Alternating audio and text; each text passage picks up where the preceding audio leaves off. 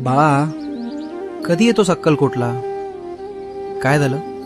पैशांची अडचण आहे की कामाच्या व्यापातून वेळच मिळत नाहीये? जरा सगळं सुरळीत झालं की नक्की जाईल. हाच विचार करून तू मला भेटायचं पुढे ढकलतोयस ना?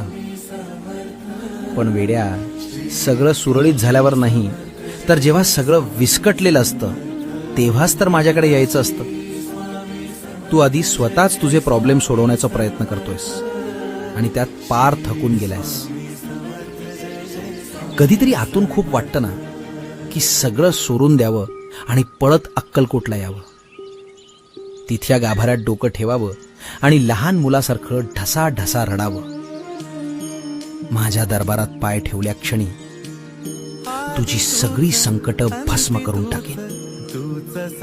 तुझी वाट बघून माझे डोळे थकलेत आता. ये, एकदा मला घट्ट मिठी मार. भिवू नकोस, मी तुझ्या पाठीशी आहे.